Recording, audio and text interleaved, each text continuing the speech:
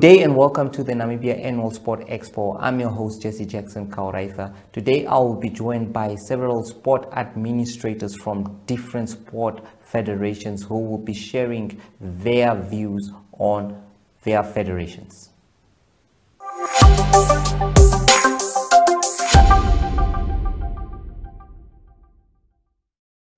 Good day and welcome to the Expo. And today I'm joined by Rudi Saunderson, Namibia Table Tennis Association President. Welcome to the Expo. Thank you very much. Well, it's a privilege and honor having you here. We only see these things sometimes in the Olympics or well, I hope and looking forward I'll be hearing more about this. Well, of course, could you please just introduce yourself and what you do at the association? Yeah, my name is Rudi Saunderson. I'm the president of the Namibia Table Tennis Association. Other members of our team include Heiko Fleidel, he's the vice president. Wayne Green, he's the public relations and communication officer. We also have Theo Bekers as our treasurer.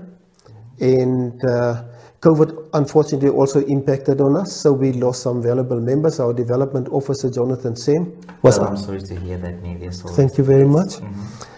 So those two positions are currently vacant, but the team is still ready to go. The team is psyched up and we're just waiting for COVID to give us some space so to do what we do best. Of course. Before COVID came, I'm sure Table Tennis Association was established before that, before this enemy of sports, one may say. Could you tell us a bit of the history of this code, especially here in Namibia, its establishment, and of course, just a bit of history? Table tennis, I believe, is one of the oldest sport codes in Namibia. It was established first at SKW in 1958. They started playing at the old SKW clubhouse that was in the center of town. And the Namibia Table Tennis Association was in fact established in 1964. Wow. I was not born, I must say. Yeah. Me neither. Okay. All right. Yeah, so since then, there's a lot of success stories. The sport grew, some clubs came and left and went again. In the meantime, we have participated at world level, at international level. We have participated in world championships. We have produced regional champions. And I'm quite happy with what we have done. And my colleague will expand further on development. Yes, so... Okay, well, I would like to know what's happening in the sport codes. Will your colleague also expand on that? Or? My colleague will expand on that. There's quite a lot that we have planned for local expansion. There's also what we plans in place to improve our quality so that we do better at international level. Well, Mr. Saunders, are you a table tennis player yourself, a former player? I'm still playing. Yes, I was, in 1986, I was the junior champion. Wow. In the meantime, I've obviously won a few events, but yeah, my family has a rich history in terms of table tennis. My brother was a national player, international player for Namibia. My daughter is the current ladies junior and senior champion. How difficult is the sport itself to play once you're on that? And I see it's very fast. Yeah, you have to be quick and all that. How do you manage that? You know, you can play table tennis socially and enjoy it, or you can play it competitively. The nice thing is, obviously, if you play it socially, you do what you want, you do it at your pace. But once you enter the competitive arena, things change. Then you need to be physically very, very fit. Your response times, like you said, the ball is traveling very, very fast, so you need to react fast, you need to practice. So then the whole ball game changes completely. You need to be very, very fit. Yes, and that takes me to one of the things that I've always been interested in. Could it be your body shape also plays a role? Because when you look at table tennis world champs or Olympic champs, mostly from these Asian countries, I don't know why is that. What do they do right? Look, it's They have a professional approach. We played at amateur level. They play it professionally. So that makes a big difference. Table tennis is also the national sports for Japan and also for China. So the Chinese government invests quite a lot of money in sports. The guys practice 7 hours a day for 6 days. So their fitness levels are very, very high. If you take a country like England, they also have international players. Germany is quite strong. Like I said, Japan, and then also the Korean countries, very, very strong table tennis, but they all play it professionally compared to us who play it at amateur level. At amateur level, is there money in it, especially from abroad? Yes, I was in Japan. I'm putting you in. No, sure. I was in Japan in 2014 at the World Championships, and we had the opportunity to rub shoulders with the top guys, and that question also came up. And these guys they make a very, very good living out of table tennis, a very, very good living. So if you want to play it professionally, there's definitely scope for it. If you look at Africa, bring it closer to home, there's a lot of players in for example, Nigeria and also in Egypt. They play professional table tennis around the world. All right. I think that would be it. I'm sure your colleague would lead us more into what we can bring in terms of development and all that. I'm also looking forward to hear from him in terms of more success stories and especially the plans for development. That's what we want to know from the code itself and the registrations and all that. Thank you, Mr. Son. Thank you very much. Now I'm joined by the Public Relations Officer of the Table Tennis Association, Mr. Wayne Green. Welcome. Thank you very much for having us, Jesse. All right, I'm sure the President alluded to many of the stories as well as the history of this, and now we want to take you into one of the biggest discussions as well at the moment, and that's development, because without development there is no future. Of course, we know that. Sure. So I'm sure you're going to tell us what are the plans for development of the table tennis sport code at the moment. Thank you. Basically, in terms of local development, we've been focusing a lot on junior level and trying to grow the sport on junior level, but also to have a sustainable national team and to lift their level up to a more competitive, to have them become more competitive on international levels.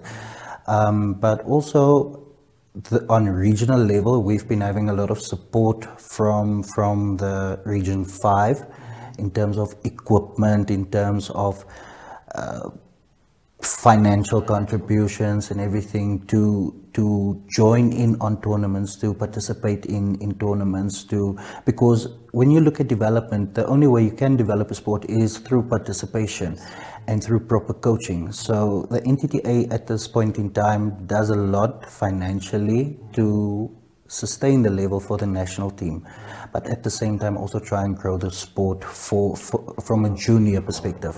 Yes, and I want to, from a junior perspective, we have a lot of schools around Namibia. Has this sport code been introduced anyhow in schools at the moment? Basically, we've had a lot of participation from the south, from the Hartap region and from the Irongo region. We're trying to introduce it to more schools around the country. It's difficult not having teachers who are interested, probably in this. I won't say interested. At a certain time, teachers they fall away from the sports code. They focus on different areas. They focus on more academic than a recreational type of focus. They shift the focus. So yes, we're looking at introducing the sports to teachers so that they can take this back to their schools, and I think that should ultimately be our aim through this, through the Sports Expo, to get teachers more involved so that they can take it back to schools, and especially juniors, primary schools. Yes, and I think it will be important to mention about funding as well, because I'm sure these things are not done for free, or you need resources to do that. Yeah. So what's your appeal to corporate Namibia, or how do you guys get to call sponsors to get involved in this development programs? Like the senior alluded to, that it is quite a sport that people at the end of the day can be well off, can make a living out of it, and with the things of discipline and all that. So you would need sponsors to come on board in that. So what's your appeal in that regard? Definitely.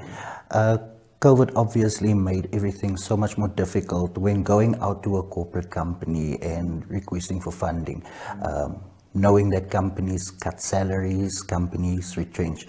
So we won't be focusing too much on asking for financial contributions. We've been receiving a lot of good feedback in terms of table tennis big houses like Stag and those type of peoples, and we've also received sponsorships from them. Table tennis equipment is anything but cheap. Anything but cheap. So they have literally been assisting us in terms of that. So it's for us to get the schools and dispense those equipment to those schools. But also we do need assistance financially to incentivize these teachers to come out to tournaments, to sit there while the children coach, because I mean a teacher can easily sit in for a tutoring session for after school, and to ensure that their child pass their grade. Yes, of course, and reaching out to regions beyond of the Comm as a region, you would need that financial muscle, fueling cars and all that, to create the awareness of the sport. How does this sport coincide with education? Do you promote that as well, when you get into people involved? Definitely.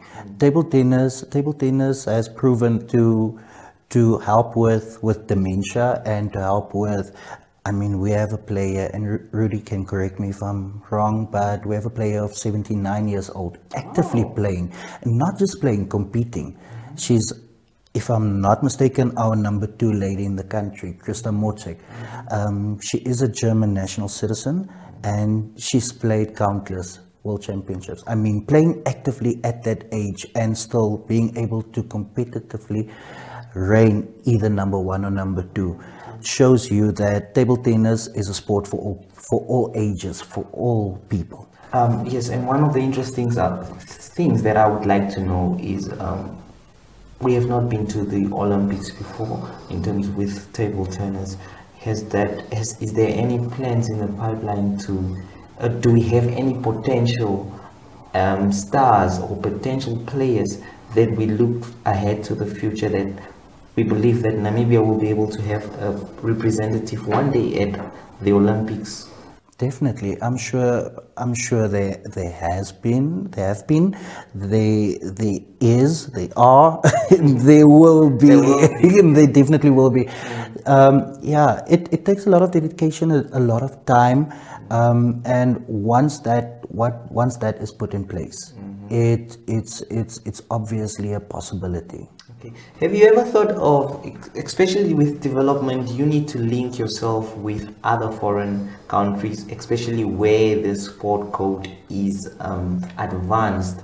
Have the federation, the association itself, ever thought, or has it been in the process of linking up with this nations where table tennis is actually at prime? Yeah, we've been to China in 2016. We had a 2-week training camp with the Nanjing municipality, funded by the Nanjing municipality. Also that year, we saw the most development the sport has seen in a long time. Wow. We've seen Dietrich Meeuwis taking the junior national tournament, the Namibian Junior Open, that same day. I was also part of the team. I took my first tournament. Oh, wow. It was the Namibian Senior Open. All categories basically were won by players. Saunderson won the junior ladies. All of the divisions were won by players who took part in this training initiative in China. Okay, I see it's a family thing. I had Saunderson is relative to the president. His daughter is ranked number one. Wow! So it's quite a family sport as well. One can say all the talent goes into the fam as well. Table tennis is diverse. Anyone can play. Yeah. You can bring your family and you can enjoy it with your family. You don't need to enjoy it alone. Yeah. As you stated, you can do it recreationally, and you can do it professionally. Okay, I'm sure there's a lot of youth, especially youth, that are hearing this for the first time sometimes, and there are those that have been hearing about it but do not know where to go, which door to knock on in order to get involved into the sport. Could you just give us or enlighten us on the ways or the measures that one individual sitting at home can use to get to reach out to you? Well, at this point in time, we redirect everyone to Facebook. Social media is a very powerful tool. So we have our Instagram page and we have our Facebook page. Most of the information that you would require in order to join a club or just to get an invite to a club is just head to our Facebook page, the Namibia Table Tennis Association. Everyone there is very helpful. All our community members take time to respond to messages. Wow. Mm-hmm. So there's basically no registration funds involved and all that. We at the Wondrous Club, we do offer you a 2-week trial period. If you do enjoy it, you can then either choose whether you want to enjoy it as a recreational sport or as basically as a player for the club. And then obviously the dynamics change. We have the club fees differ from club to club, but I'll speak on behalf of the Wondrous Club now. It's $1,000 affiliation fees to the Wondrous Club. And then there's a $850 division fee, which you can pay off in 2 terms. Okay, well, Mr. Green, I hope you being here, or do you have anything to add? I can see you breathing heavily. In terms of joining a club, you would then pay your club fees, but then you'll also pay a annual tournament fee of $850, and that would then cover all your tournaments for the whole year. Oh, wow. And I must add, Table Tennis Namibia pushes to make it a full packed year. This was the worst year that we felt in table tennis history. In terms of sports, the COVID-19 has been a big enemy to sports. Well, Mr. Green, I think you being here will enlighten many table tennis aspirants who just watches it on TV and wishes to play that. So thank you so much for gracing us with your presence. Thank you. From me, Jesse Jackson Kauraiza. Ciao. Ciao.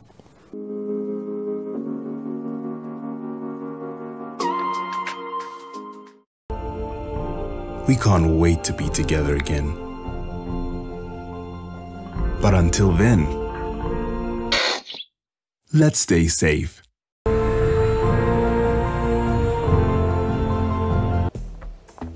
You know, a few weeks ago, I would never do this on a Saturday morning. Back then, I was standing in line all day. Now it's just like that. You are using the FNB banking app like I told you. Girl, it saved my weekend. Now I can do all my banking on this. Payments, transfers, checking statements. Even opening accounts. Just like that. Oh, did I tell you what my husband did? Even me, I want to save time with the, what's the name of the app? FNB app. Don't be left behind. Make the switch to the FNB app, online banking or cell phone banking, and change the way you bank to change your life. FNB, how can we help you?